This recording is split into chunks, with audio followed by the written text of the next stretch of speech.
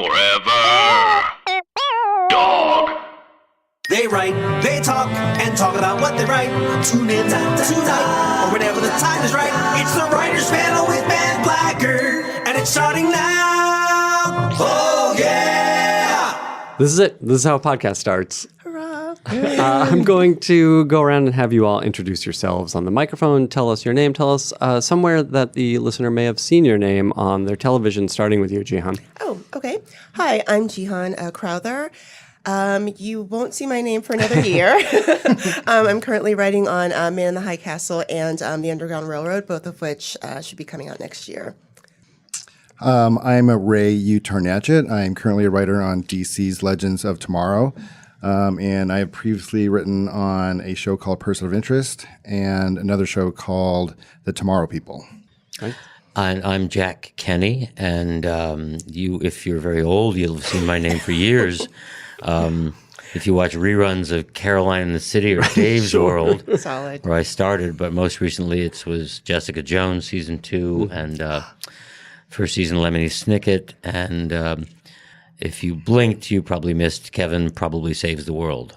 We talked a lot about it on this show, though. Oh, really? Yeah, Why? yeah. Who was on? The creator. We had the creator. Oh, Michelle and Tara were on? Yeah, Oh, yeah. okay, cool. Who are Yeah, old so- friends, and Jason's a pal. And Oh, it cool. was, So I can't say anything. I can't give any dirt on that. no, you can't. You can't. What dirt could you give? Well, it was I was delightful. fired, so Let's get into it. We need to hear some stories. You know, we haven't talked about being fired in about 5 years on this show. yeah. You want to? I mean, look, we've all We can been talk fired about it, from John. it wasn't as it's not as dramatic or exciting as it never sounds. is. No, it just wasn't the right fit, and it's the first time I've ever been fired in my career, and I've been doing this since '94. Yeah. so I've been doing this for 24 years, but. So you got away with it for a long time. I did. I think people just refused to pay me out. I think there's, you know what, that fucker, I'm going to make him sit here and take my shit if he's going to take the money. But no, it was interesting. I thought Michelle and Tara are both really sweet, really nice ladies.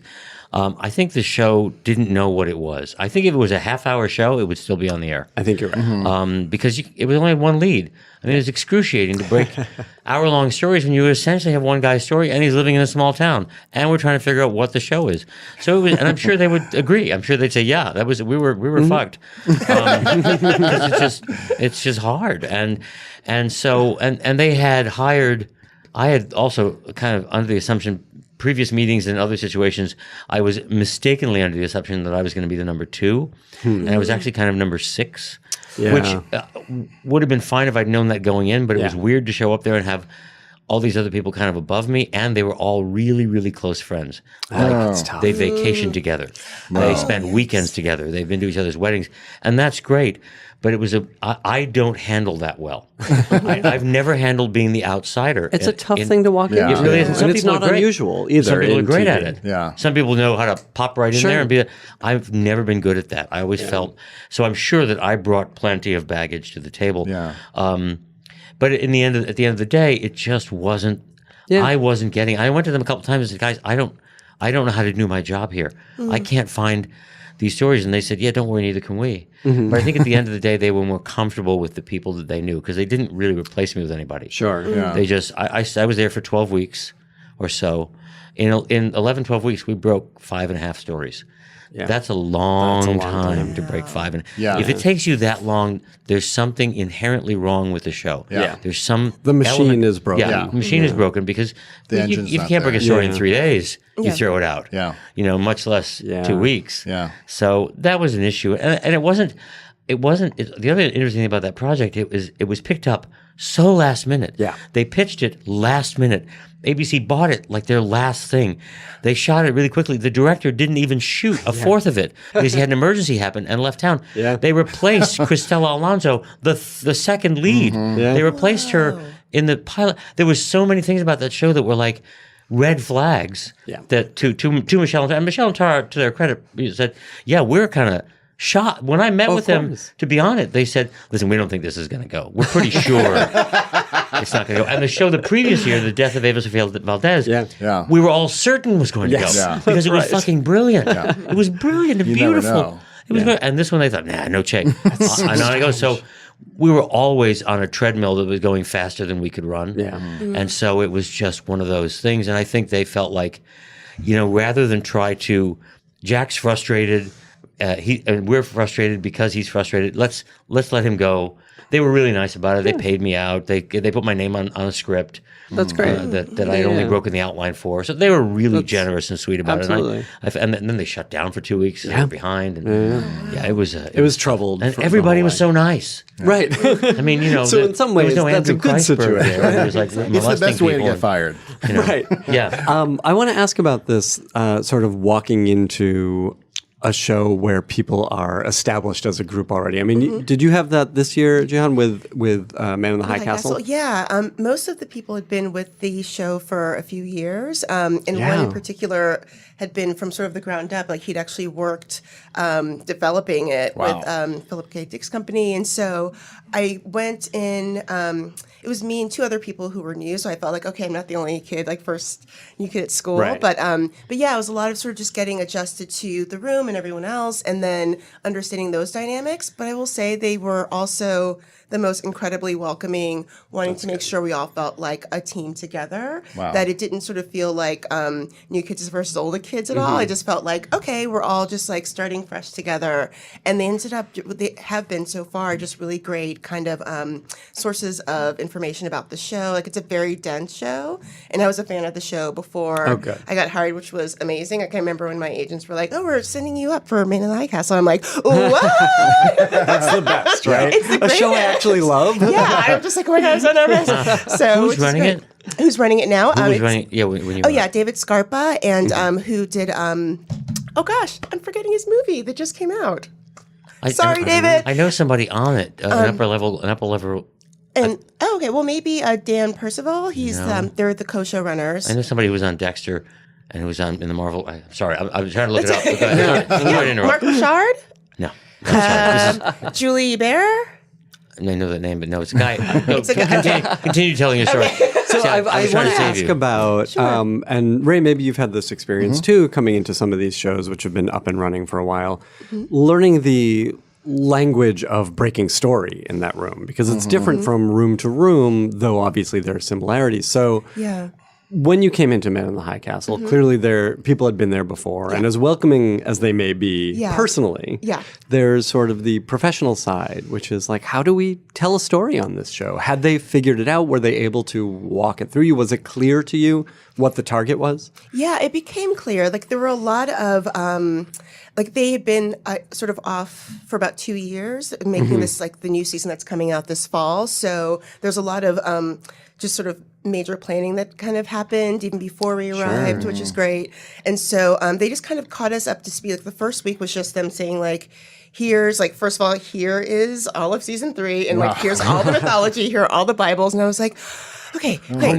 Yeah, and I was just like, I already know this show. And I was like, I don't know this show at all. There's so much, and so they spent really the first couple of days just sort of getting us up to speed as far as like, this is where we're starting, and these are the sort of points that we are kind of working towards. And we just sort of like dove in, and it was a lot of kind of learning by watching and observing. And they were very kind of open to, it's one of these rooms where it's a very egalitarian, where best pitch wins. So I didn't feel like, oh, I'm like the sort of baby writer here. Like I can't kind of say anything, which is great. And I've been lucky. All of my rooms have been that way. Like I felt like I could pitch. And even in the interview, I told them, I was just like, the last 2 rooms, I could kind of say whatever I liked. I hope that's all right with you. And so, that's amazing.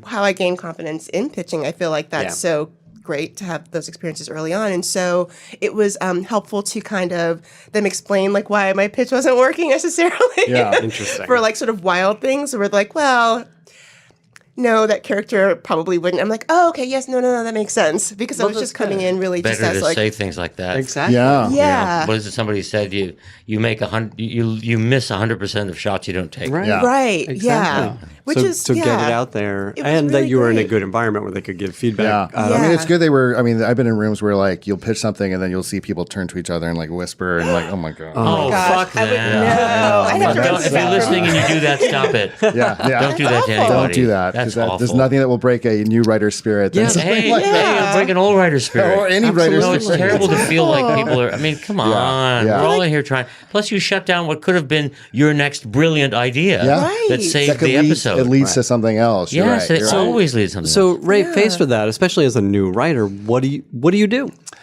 You really what the best thing you could do is keep pitching. Honestly, I think the best advice I've ever gotten in a writer's room was that, like, your ideas are going to get shot down. I mean, they're all going to get shot, you're going to have a lot of them shot down, even if you think they're brilliant or whatever. But like, just keep pitching, because the worst thing to do is, I think, get scared and shut down, and all of a sudden, like, you're not contributing, and that, you know what I mean? I think it just can spiral from there. And also, if you're doing that and you're feeling like you're missing, sit down with the showrunner and go, "Hey, help me. Yeah. I want to keep pitching ideas. I don't want to shut down. Yeah. Point me in the direction, or at least tell me what it is I'm doing that's not working." Yeah, I think on what you're saying, find a writer on staff who you do get along with very well, who you seem to connect with, and you can sit down with them in their office and just say, "Hey, so I feel like I'm having an issue. I'm having problems. What can I do? Do you have any suggestions?" I think that's a great idea, to be proactive about what you think what you're having trouble with, as opposed to like sitting and stewing and then going home and like complaining. Right. I think anything you could do to try to make your job, do better at your job, I think is a good thing. Although I will say, going home and complaining is a lovely relief. Well, I feel like going home and complaining is going to happen no matter what. As long as you keep it in the home, that's good. It was Rick Cleveland, is a friend. Oh, Yeah. no, Was he is not that- there when you were there? Okay. no. He was there first, maybe second season, so I don't know. Okay, yeah, I'm on the 4th season, so I'm Is a it little fourth? further. Jeez. Yeah, we're working on. Yeah, I So you're an know. Amazon man. I know. Everything goes. I'm telling you, it's all so fast. Jack, you have run shows. I'm curious to hear about, along these same lines, what are mistakes that you see young writers make? People who are new to a writer's room. Of course, you see the gamut. I see writers who are afraid to pitch. I'll see a writer who's afraid to ask, what am I doing wrong? Seriously. Yeah. I've had several instances of writers. I wish they would just come to me, and sometimes you don't want to, and I don't necessarily want to go to them because they may not think they're doing something wrong, and that can make it worse. Yeah, that's my question. Yeah. Like, So- I imagine that is frequently the case. They don't realize that they're doing And I something wrong. usually bring writers up from PA to writer assistant to script coordinator, That's and then great. staff writer. That's how I almost always track it. So by the time they get to the chair, they know the Right. gig. They know how the way they should be behaving. Right. But I've run into a couple instances where I've had to tell writers, you need to chill. You don't have to talk anytime there's an open space. Silence is okay. We're thinking. Yeah. But don't panic, don't worry, and don't just talk, because sometimes we need that silence. Yeah. Not a lot, but No, and you're right. So it's by both ends of the gamut. People that don't talk at all, but mostly it's just don't be afraid to ask. The most important thing I tell young writers is you don't get any points for doing it alone. You get 0 points if because you write the script by yourself. No points.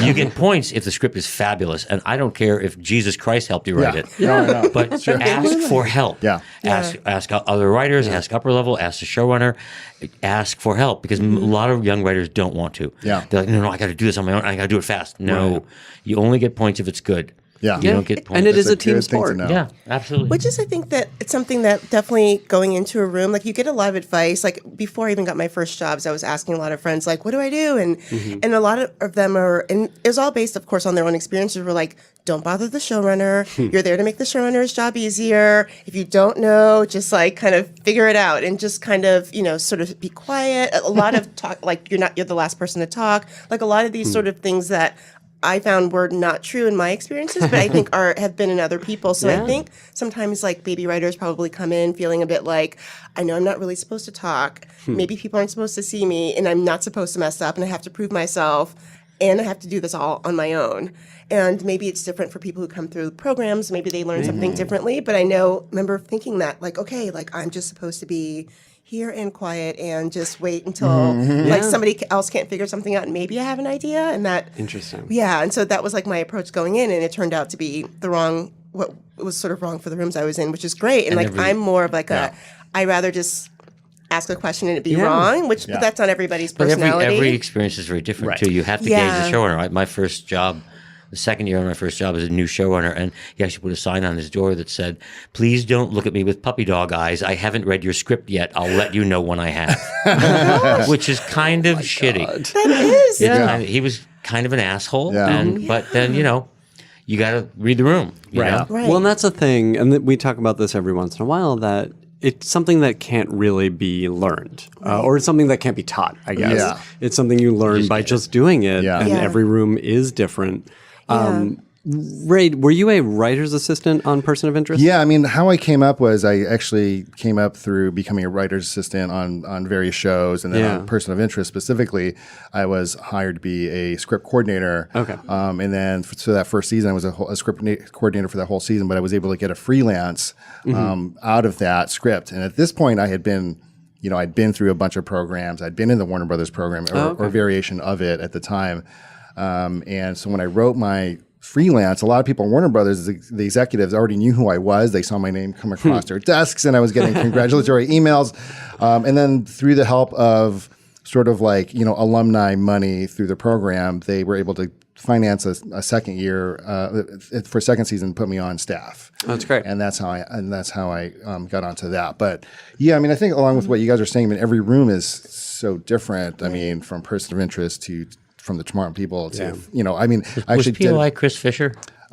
Chris Fisher was a producing director on it. Yeah. And he started off as one of the directors, and he became a producing He's director. genius. He's great. Chris is He's great. genius. He's got a great motorcycle helmet too.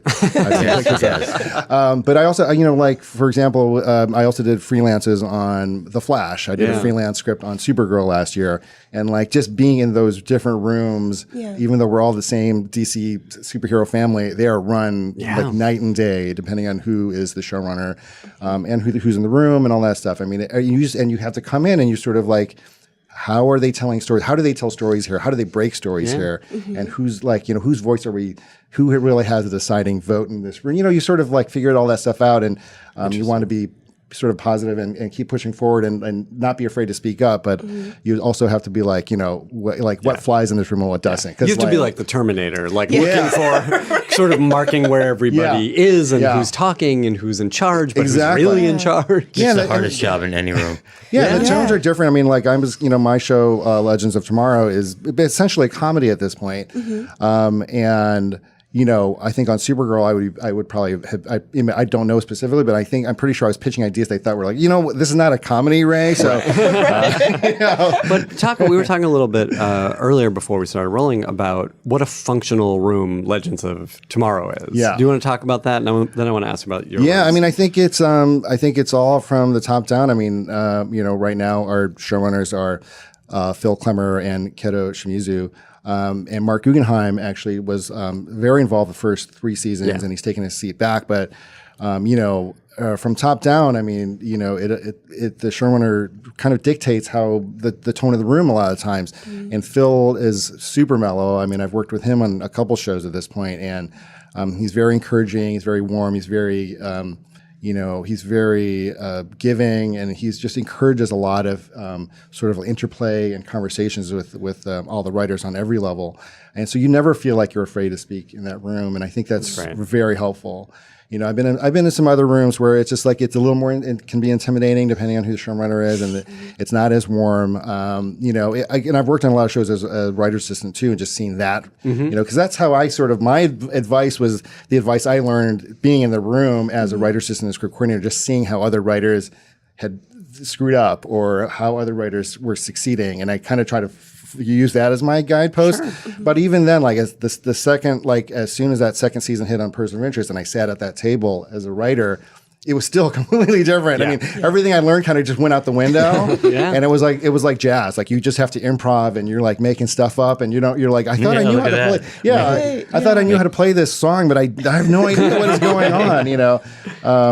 But you sort of like, as long as you kind of keep your wits about you, I think you can sort of figure it out. Yeah. Jack, I want to come back to you. I mean, looking at the stuff that you've worked on, it looks like you started in kid stuff. Oh God, you're going way back With to that. Square One and Alex Mack. Alex which is Mack. crazy. One, I really? loved it. I love loved Alex it. Mack. God, Alex. Why? Yeah, I Square One was my first job. I was still acting. Is that in right? New York, yeah, and I had an audition for this new math series that they were starting called Square One, and they said bring in 2 monologues, and I thought, what the fuck am I going to bring in About math. Launch from Two Gentlemen of Verona? I mean, I'm not gonna. So I wrote 2 monologues for the audition. I wrote a monologue about all of the odd numbers going on strike to protest their being called odd. Fantastic. And another one about the number 0 who was in therapy because, it just felt like it didn't mean anything to anybody. And it was Feels like nothing. yeah, So it was great. nothing. So and they after the interview they said, we don't want you as an actor, but do you want to write some? Wow. So I wrote like 7 episodes of that, and then I went back to acting. That was '87. Is that right? Then I went back to acting. I thought, well, that was fun. That was good. And I got some money, and now I want to go back to my dream. And then I didn't really do much until we came out. We moved out here in '91, and I was kicking around. And I didn't like acting in front of a camera. I found it boring. A lot of waiting around, a lot of Yeah. and no audience reaction unless you're in a sitcom. So I started writing and hooked up with a writing partner. So we sort of make each other work every day for 5 or 6 hours. And we had a friend doing Alex Mack. Well, first it was Itsy Bitsy Spider. We wrote 7 or 8 episodes of an animated series called Itsy Bitsy God. Spider with I don't even remember who was that. the house mother on Facts of Life. Charlotte Rae. Charlotte Rae was the Charlotte lead Rae. voice in Itsy Bitsy Oh, Spider. that's hilarious. Awesome. So we wrote for that show, and then we wrote for Alex Mack. My friend Ken Littman, who's now the head of production at Amazon, Yeah. was creating Alex Mack with Tommy somebody. No, I can't remember his last name. Anyway, and he asked us to write some scripts. I actually played a science teacher on that show as well. And then that was and then we went in for an interview. We started writing specs, and I met a writer on Dave's World, Yeah. Marco Panett, and who's still he's on Mom now. Yeah. He's been around for a while too. And he, I said to him, if Brian and I write a spec Dave's World, will you give us notes on it? So we have a solid spec on the show. And he said, nobody wants to spec Dave's World. Okay, sure. So we wrote this spec Dave's World. We pitched him some ideas. He liked this idea. We wrote the spec. He gave us some notes. We took his notes, and he said, guys, this is a good script. Let me show it to Fred Barron, the creator, and see. Maybe I get you a meeting. Maybe he'll toss you a script. That's great. So- and this was when there were more chances for freelance There was scripts. more chance for freelance scripts, That's and there hardly were exists anymore. somehow because there were only 4 networks that doing scripted programming, but Yeah. there were way fewer people that wanted to write. Yeah. And we went in for that meeting, and I always tell this story to young writers too. We were so prepared. We had 6 story ideas, fully beaten out, fully broken, jokes, act breaks, everything. We had the whole. We went in, and so they had read our script, and they said they really liked the script, and we said, thank you. And they said, "You guys have any other thoughts for the show?" And we started. We said, "Well, Dave gets this old used Mustang, and he wants to do this." Like, "Oh, that's a good idea. Anything else?" "Yeah, Dave wants to put it in a pool." Right? and we went on and on. And by about idea 4, they said, "You're hired. Wow. You're That's hired amazing. today. Wow. Who do we call?" Fantastic. That could have gone the other way. It could have, but Yeah. but But so clearly if it they saw had, you meant it it wouldn't and have had the negated stuff. our preparation. Yeah. What Absolutely. my moral hopefully is that a lot of writers these days think that they've done their job by getting the meeting. yeah. Yeah. And that's I'm sure you know people like that. Yeah. And the job and you haven't even done your job if you've gotten the job. Yes. You still have to Yeah. step up. You have to be an idea machine. You said it earlier, right? And I'm sure you know this as well. Maybe you said it, but every job interview you ever have in any field for anything ever is how do I make the interviewer's life easier? How will my being here make your life Yes. easier? And idea machine is Yeah. the way you make. Oh yeah, 100%. So it's just something. But nobody teaches anybody. that. No. No. No. You know? No. It's so Especially funny these little things. There's no way to learn that. Right. Sorry. Go ahead. No, I was just going to say I have a friend who had a friend who would get meetings and not get jobs. And she was talking to my friend who was like, "How do you get every single job?" And she's like, "Oh, I prepare." She's like, "What do you mean?" She's like, "Oh my What's God." She's like, preparation? "I do so much research on the show, on the showrunners." I'm like, "I think about ideas." She's like, "I probably spend like a good 20 hours probably total preparing because I'm watching episodes." And her friend was like, "What?" And I was just like, "Oh, there's another mode?" Yeah. It's like for everything, I'm like, gotta watch all the episodes, need to read about Why everything. wouldn't you? I don't understand like how you roll in. There's a big wheelbarrow full of money waiting on the other side of the street. You think they're just going to dump it in your car, Right. Because you showed up? Yeah, that's It's not. This is not the wild Price to is me. Right. Yeah. It's and they don't do that. But Yeah. and these days, the other thing I say to classes is, if I'm speaking to like a USC class, I'll say, "Okay, who looked me up?" Yeah. who Googled me. And like, 5 or 6 people raise their hand. They go, you guys are fine. The rest of you are done for. Yeah. I said, because you've already lost to them. And there ain't Yes. that many jobs. If you don't Right. have the wherewithal to do that work, Yeah. right? You got to be prepared. You got, And and it's a there's so lot of many work. opportunities. These days, in 91, there was no way to look anybody up. yeah. Right. Now, you can know everything You know about everything. me You go to the before- Facebook page. and walk in, say Yeah. something nice about something I've done. Yeah. That's a good step in the right direction. That's the perfect You know, opener. I still do that. That's all we want, everyone. It's so easy now. I go into a meeting and I course. still say, "Hey, I loved that show you did." Blah. Oh, they'll go, "Oh, thank you. That's right. Yeah. Thank you so much. Did you see it? Yeah, I looked it up on YouTube. Oh, Yeah. God, that's thanks. I appreciate that." Listen, you think it was a mistake I brought up square one? Yes, except that you were like 2 when Square One was on. Today's episode is sponsored by Everlane. Getting dressed doesn't have to be complicated, and Everlane makes it really simple. They go to the best ethical factories, they produce premium products, and then they sell them directly to you or me without traditional markups. Do you ever feel like you pay a lot for crappy quality? Don't be a sucker. Use Everlane, where that doesn't happen. Plus, their stuff is really good. I'm wearing some pants right now. From Everlane. I'm not just bragging about wearing pants. Listen, I like Everlane a lot, for real.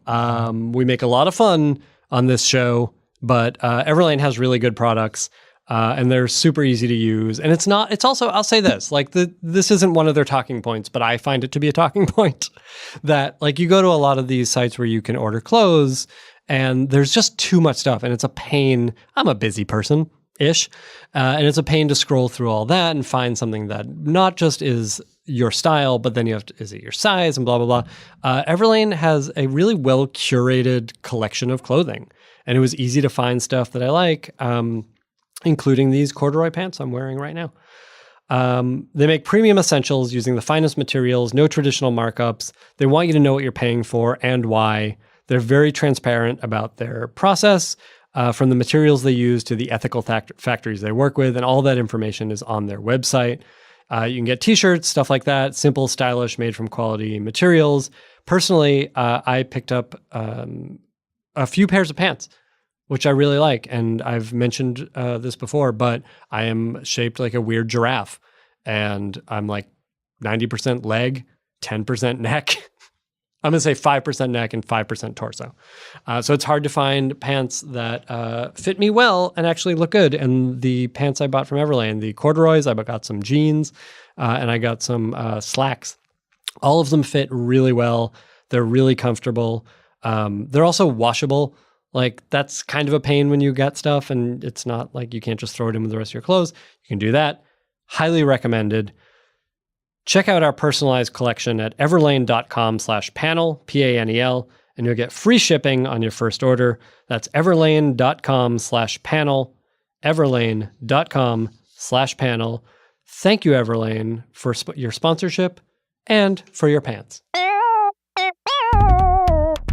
But that's absolutely true. Like you Yeah. put in the work, You gotta do right? the research. You do the homework. And recognize that everybody likes to be recognized. That's Yeah. the People like to talk about compliment themselves. sandwich. Yeah. People like to yeah. talk about themselves. The compliment. People like some- to talk about themselves, They but do. and it's not sucking up. Like there's No. a natural don't way lie. to do this. Yeah. Yeah, Don't but it walk in shows and your say I loved your interest show if as you well. hated it. Yeah. because that's- Right. Yeah. Yeah. Yeah. Well, let me Yeah. ask that of all of you. You know, we are often sent in for shows, for staffing on shows, and you've all staffed on shows that maybe you're not so interested in. Mm-hmm. How do those meetings go? Veterans. Well, I mean, I don't think I've ever really interviewed for a show I didn't want to be on because I always needed to work. Yes. But I think that's you, the first you always. thing, right? I mean, but So, yeah, yeah. but I do think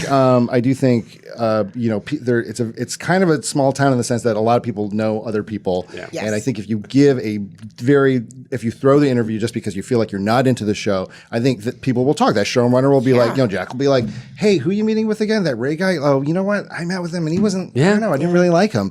I mean, so you don't ever want to not be interested. Does that make sense? I mean, I think you always want to give your 10% to every interview. And in your heart, maybe you keep it to yourself and then you pick another job when it's offered to you. Right, But I you get don't the know if you ever want to, you're right? Am I wrong? I don't know. You can always make something work. Yeah. I mean, Yeah. if you don't, if you don't love it, you'll grow to love it. Or I mean, that's the job, right? Yeah. Yeah. The job is you're not going to love every show you get. It's impossible. Yeah. So, You find the thing You to, find the to thing. respond to, and maybe it's the Fine. people, and maybe it's the show, It's and way. maybe it's, I would way more work on a show that I didn't like with great people Yes. than a show that I loved with awful people. And I've had both of those experiences. And I have had the gamut of all that, and believe I'd way rather be on the other one. it makes a lot of sense. And you I- can find something to love. I think you can find something to love on any thing. any level. Yeah, whether it's just like a character or just like a theme. Right. Yeah. At the very least, you're like, okay, well, I get free lunch. Like, Yeah. which is like, Or- I'm You're like, psyched what are always the lunch about. You can also say, hey, I could make this better. Yeah. Yes. Maybe I'll make this something I like. Maybe I can Right. write. I mean, that's the way I've always approached it. Is like, look, I'm just going to write the hell out of this. I'm going to make this Yeah. really good. How do That I make challenge some exciting. jokes that I want to Yeah. put in Yeah. here? Maybe Yeah. they get through. Are you all finding the when you work on other people's shows? Are you finding the opportunity to tell stories that are meaningful or personal to you? I feel like I've been able to. Like I've been able to pitch things that were sort of close to me, and excuse me, and kind of develop that. Sorry, getting over a cold. And I feel kind of lucky that I've been able to. And usually, I try to find things that obviously are working within the framework of the show. And usually, it's like, oh, we're trying to figure this thing out. I have a experience at something like this. What do you think about that, this or that? And so sometimes that'll work. Can you give me an example? Can you think of anything from the past couple of years? Let's see. I think the first thing I can think of is, and I was a writer's assistant on Here and Now, Alan Ball's most recent show, and I was very much like not trying to be the kind of writer assistant that's trying to pitch, and so, but I had like an idea for something, and I told one of the other writers, and she was like, "Oh," and then she asked the room like, "Is it okay if Jihan pitches this?" And so they were trying to figure out one of the characters, and all of the adult children were adopted, and I was like, "Well, what if?" The black one is from Liberia, which is where my mom's from. Because we were trying to find like a foreign country, and like another writer was like, but it'd be nice to sort of have like the sort of history of like American black people. And I'm like, Liberia does both. And so I prepared a whole pitch, and like I came in and pitched it, and they were like, this might work. And I was like, That's and they're like, amazing. tell me more. And so I told them a few stories on how she could have been adopted, and just based on my own sort of cousins and just stories that I'd heard. And he ended up going with that, which was so, first of all, so exciting because I mean, Alan Ball, like even in my interview, I was like, I'm gonna barf, I'm so excited. And so it was really exciting to have that be picked up. And I felt like, okay, but it took like sort of steps to go through. And I came in so prepared. I'm like, any question they might ask me, I've got it, and I think that was what was really wonderful. That's awesome. Ray, what about you? Well, all my shows have been a lot, superhero or sci-fi, and but there are always stories about people, and I remember this one time on the Tomorrow People, like I don't have superpowers myself, but it was a show about these 20-somethings. You're saying that a lot. You're really denying it. A little too much. I'll give you a demonstration later. But there was this one scene where like this couple was fighting, and I at the time I was having my wife and I were having some problems, and like I was like, oh, I can write this scene, and it was a great argument between this couple. This guy wanted to do one thing, and the woman wanted to do another, and I was like, I can write this. I know how this sounds because I've been through this all week, and it ended up being a really emotional scene. I was on set for it. It made me cry because everyone's like, why are you crying? I'm like, but little did anyone know that it was really about my life that I was writing about. But, That's the fantastic. context was completely different, Right. But the But you were able to emotions put were yourself- very the same, very much the same. Yeah, So, yeah. Right. I mean, so there's things like that. You can find moments like that in your writing. You're like, oh, I know what this is. I know what this sounds like. The human way in and Yeah, the the personal human way in. in, Yeah. exactly. Jack, what about you? I would have to second it. I don't think I've ever written anything that didn't resonate with me personally. I mean, I find a way. It's just, like you're saying, it doesn't have to be the exact story. It's not necessarily, but I will write almost everything I write is something that I'm living or have lived or know someone who's lived it. And that's not a rule of mine. It just sort of happens to happen that way. And so I find that, and I also find in a room when you're talking about what happened last night or what happened, things come out and you go, oh, wait a minute, that might work for Jessica if she's like, and I've been in, I was in one room recently where you were not allowed to talk about anything but the show. That was Really? it. Yeah. How- Only experience I've ever had being in a room like that.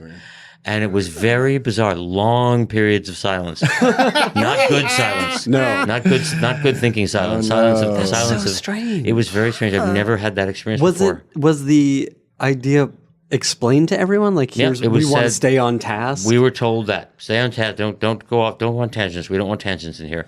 And it was really hard. Tangents is where the good stuff comes Yeah. from. Or at least it frees your mind up to suddenly think, Exactly. hey, what about if you suddenly get an idea? But It's like taking a walk. Yeah. yeah, Your exactly. mind is exactly. freed up. Or just walking around the room when you're working at home. But I was crazy. kind of shocked at that, and it was. And I think we still did good work, but it was just so excruciatingly hard. Yeah. I'm not drunk. I'm just tired. Excruciatingly hard. But it was. But yeah, so everything, interesting. every idea that I pitch, I'll just say, yeah, Michael, my husband really loves molasses crinkles, and here's the thing about molasses: he likes them chewy, and other people like them a little crunchy, and all of a sudden that's in a That's an script. episode. It's a script. Yeah. awesome. I mean, there's a way to work that into a script, That's or funny. even a drama or a superhero show. And I've written them all. So Yeah. Yeah, I wanted to ask. I mean, we were talking sort of about the shows that you had done, and you went from this kid stuff to Dave's World seemed like a breakthrough to more comedy stuff, and you were on Caroline in the City. Yeah. You created or co-created Titus? created Titus with my partner, gosh. and Yeah. you weren't alive when Titus was on. Will you stop? It You wasn't can that watch long TV. ago. I love There's that Lucy. too. You know, Titus is so strange that we did 54 episodes of that show that have never aired anywhere ever again. No, I remember One it was and on done, that's forever. it. Though. They won't sell it. They won't syndicate it. They I think they had so an issue with Chris. Oh, man. And so they're being kind of assholes about it. But Yeah. it's a shame because they could make their money and people. And the show kind of holds up. But yeah, I did after Titus, which was tough for us, for Brian and I. Brian, my writing partner, who was married to David Hyde Pierce, realized he was rich and didn't, Done with this. yeah, didn't have to take notes anymore. Good for him. And he said, I've got about 2 more years in me, and then I'm out. I said, okay. And so we were developing things, and we worked on Wanda at Large for a while, and that was another bizarre experience.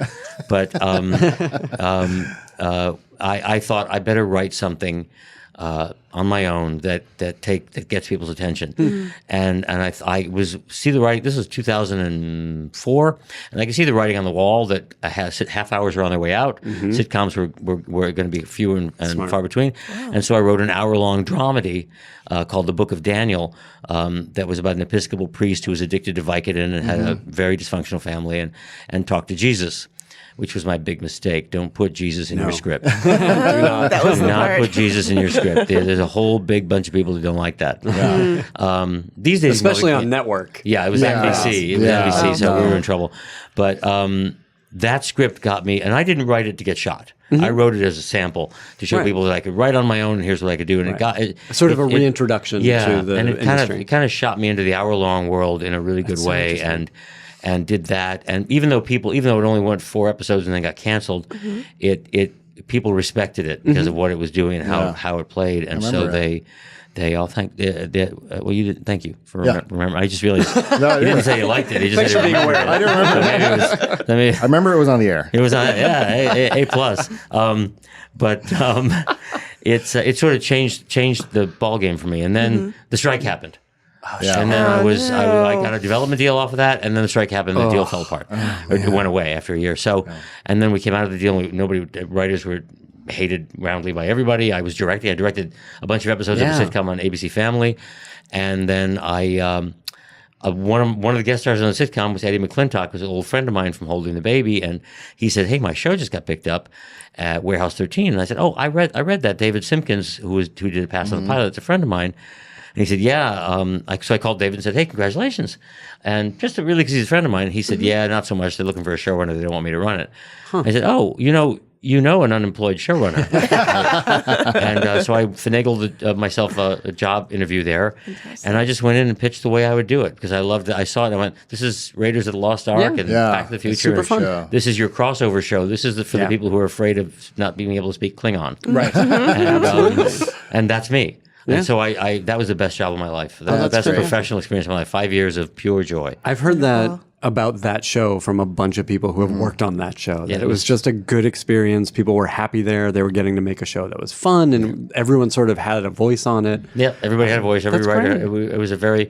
I mean, it's kind of the way. It's kind of how I really learned how to run a room after that, and how to say to the network and studio, "We'll take a look at that and mean it." Yeah. Because most writers say that as a big fuck you. As a matter of fact, somebody said that in this recent thing in Mumbai. We were talking to Amazon writers. They, yeah, if you get a problem, just say to the studio, yeah, we'll take a look at that. It's basically saying fuck off. Don't do that. No, Right. they're like They're your paying the partners. bills, and Yeah. it might be a good idea, or it might lead you to a good idea. Right. So Yeah. think about it. Yeah. Think about There's it. something there. There's a reason It's a they're very saying. old trope that Yeah. a lot of older writers have, that the studio and the network are the enemy. Yeah. And they're really not. And if you treat them like that, then they will be. Right. Yeah. I mean, everybody's trying to make a good show. I'm guessing. Yeah. Yeah, and they're all like, and sometimes it's nice to have like an outside perspective because in the room it's kind of like a collective like Yeah. It's an psychosis echo to a certain chamber. degree, Of course. where you don't have any perspective, you're just in it together. Yeah. Right. I mean, the biggest problem that I ever have with a network or studio is when they pitch solutions. No, don't pitch your solution. Tell me what your problem is. Let me do the solution. That's my job. Yeah. Right. Yeah. If you're gonna do the solution, then you should run the show, and Right. I'll just be a consultant. Yeah. I want to start to wrap up by asking you all what. I know it flies.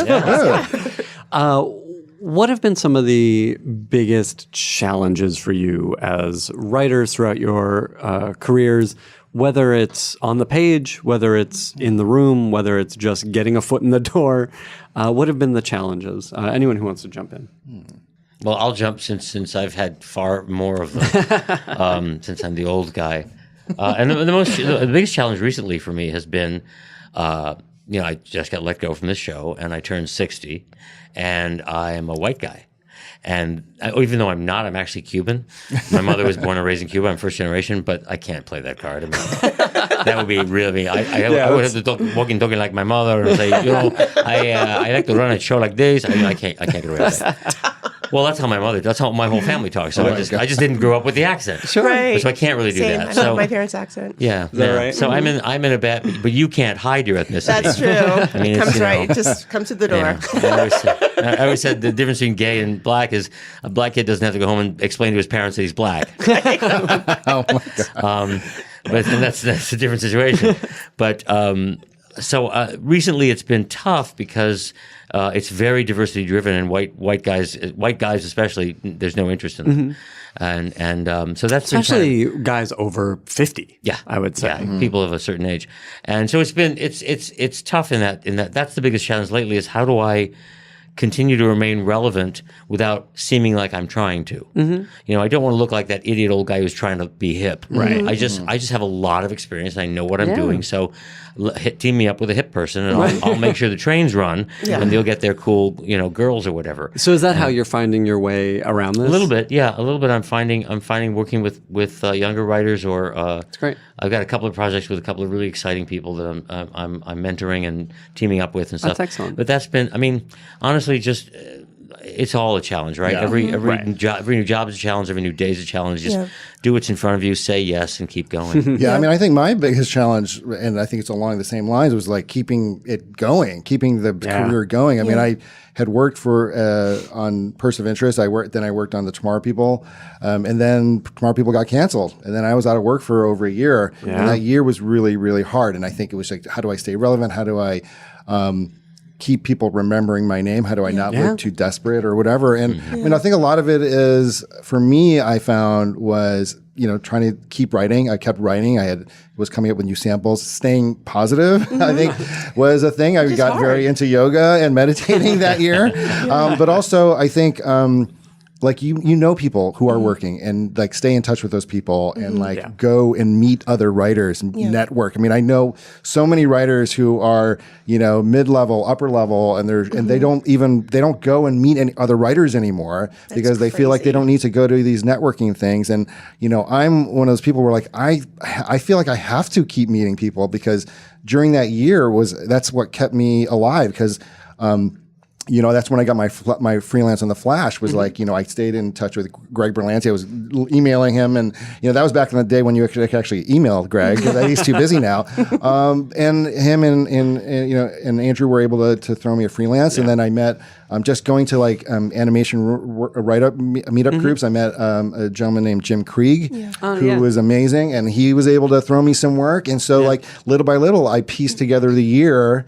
and was able to pay my rent until the next And gig it feels came along. terrible. And I feel, yeah. I mean, I think we've all been there. Yeah, and it feels it's so hard. It's hard, but I think you need to keep meeting people. I think you need to be open-minded. I think you need to like be upbeat and be someone that people want to work with. And and I think just to, sort of add a little bit to the idea of just keep meeting people, like there's an honest way to do it and there's a way where you seem desperate for work. yes, exactly. And nobody wants to talk to the person No, who's desperate. Your second though you question made can't be like, "What do you have for me?" No, Right. But also, you said writing. Keep writing. Yeah, Yes. Keep writing. Writing is what. And also yoga and stuff like that. No, seriously, It doing. helps, man. I Yeah. started playing the piano 6 months ago. I started taking lessons because I Wow. thought I want to open my mind up. I want to get my mind working in another direction. Yeah. Because you never know Different what occurs. muscles. to You never know what'll happen. If you're not working, you have that time off. Use it for write absolutely, but pick up, start something, do something. Yeah. Yeah. You know. Literally Yeah, anything. that's great. Yeah. Yeah.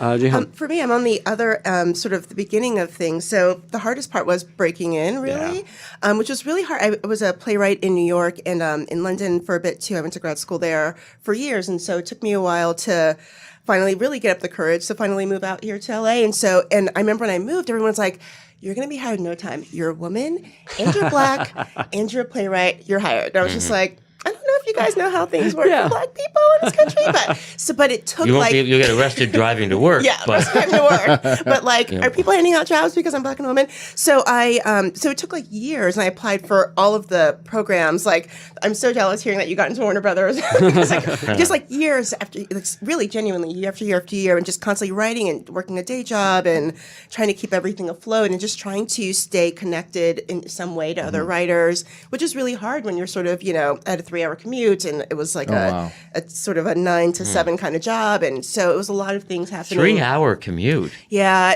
I was in El Segundos, where my job was, and I live in Los Feliz, so it was just like, Wow. yeah, so it was just like a daily nightmare.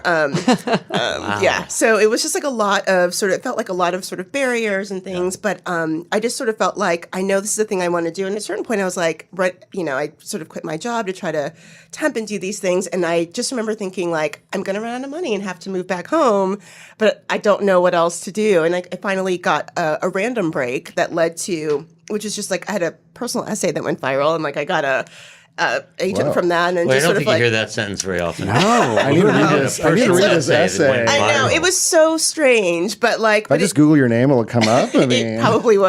Yeah. And like, I'll just do it afterwards. But yeah, so it was very, it was a lot of hustle and a lot of, but in the meantime, meeting people, because once that went viral, I had friends who had been wanting to work with me for years and were like, I'm going to send this to my agent. And like, that was the beginning of that. You had a calling But, card. Yeah. And then I also then had my plays and also like all the specs I've been writing. So I arrived sort of fully prepared. yeah, That's you great. were ready. You I was ready, were ready. yeah. Yeah. I mean, I have a lot of friends who are like, "Oh, I want to be a writer," and like, they don't write. I mean, and I look at their Instagram feeds, and they're like at a club on the. I mean, I can't tell you how many. I mean, I gave up years of my life trying to They don't want to be a write. writer. They It's want to be a like- star. Yeah, Right.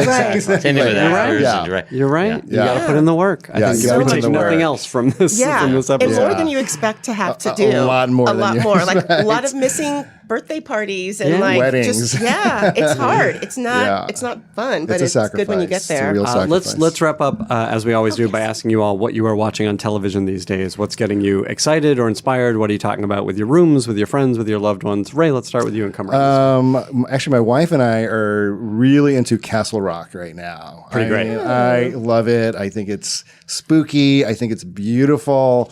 Looking in, I think the stories are just crazy. I have no idea what's going to happen. And that episode, The Queen with Sissy Spacek, oh my Yes. gosh. I mean, like episode of the year so far in my book. But we love Castle Rock. That's a good awesome. one. I'm obsessed with Killing Eve. Like I've been obsessed with that writer. so And I'm gonna rewatch it just for fun again. I know. It's so This is so great. good. Yeah. It's so good. Yeah, that's a good one. Jack, what do you I want? had to look at there were so many. I haven't even heard of Castle Rock. But that doesn't mean that it isn't going to get an Emmy next weekend. Right, exactly. Because I can't There's keep so up. much I out there. cannot So keep much up. out there. And yet oddly, the first thing that pops to mind was Babylon Berlin. Oh, it's Oh, great. yeah, Oh, that's so yeah. great. But a lot of people haven't seen it. It's in, We it watch is that in in our German. room. as you can It's imagine. so well. I bet you do. I just bet you do because it's the other end of the spectrum. Yeah. But it's really, I thought it's brilliantly done, and we love. And of course, I watch Rachel Maddow every night so I can cry. Yeah. And It's too depressing. I actually can't watch too much dystopia. I can't watch Man in the High Castle because Yeah. we're living it. Yeah. I hear can't that. watch Handmaid's Tale. Yeah. I No, can't. it's I hear tough. that. I know it's brilliant. I saw the pilot was brilliant, but like Yeah. I can't. Yeah. If I want to watch that, I'll watch CNN You Yeah. know, because it's yeah. happening. But you want us to keep talking because nobody's out in the lobby. I read the little sign language there, and I I do. like dystopia actually. I like zombie stuff, especially. I get it. Listen, you're No, I in the mean, majority. You're in the because- vast majority. Well, a lot only of people because do. it makes me feel a little bit better. I'm like, well, at least we're not battling literal physical monsters. Yet. Yes. Yes. Yeah, Yes. we're like half a step away. Yeah, I know, literally but every until time something then- happens every day. I won't drag us into politics. But the other one was we watched. It's interesting. I watched first season of Search Party and really loved yeah. first season. Search Party is- Did not like the second season. Really? It took a Really? left turn into a dark place, and I didn't like love it. that. It grew love- on. The second season grew on me. Oh, did it? It took me a Maybe I few, should give but it a I try. really liked it. And I'm loving Insecure. I'm loving the So Black good. Sex The and the City. Yeah. I love It's fabulous. Well, come on, it is. It's Black Sex and the City. It's so much Ish. better. It's so much better. Yeah. Oh, Sex and the City was great. You just It was don't remember. great. No, I mean, it was great, it was of its but time. It was. It was very much of its time. And in 10 years, this will be of its time. Yeah. Sure. Thank you all for being here. I really appreciate it. Thank you. Thank you for having us. Thanks, Ben. Thank you for listening to the Writers Panel. Tune in next Tuesday and every Tuesday for a brand new episode. And in the meantime, please subscribe and review the Writers Panel on Apple Podcasts or on your favorite podcast app. And follow me on Twitter at Ben Blacker, just like it sounds. And let me know who you want to have on the show. The Writers Panel is a co-production of the Forever Dog Podcast Network and the ATX Television Festival. You can listen to more Forever Dog podcasts at foreverdogpodcast.com and keep up with the ATX Fest throughout the year at atxfestival.com. Thank you, and see you next week. Well, you'll hear me next week. Thanks for subscribing. Forever Dog. This has been a Forever Dog production. Executive produced by Brett Boehm, Joe Cilio, and Alex Ramsey. For more original podcasts, please visit foreverdogpodcasts.com and subscribe to our shows on Apple Podcasts, Spotify, or wherever you get your podcasts. Keep up with the latest Forever Dog news by following us on Twitter and Instagram @ForeverDogTeam and liking our page on Facebook.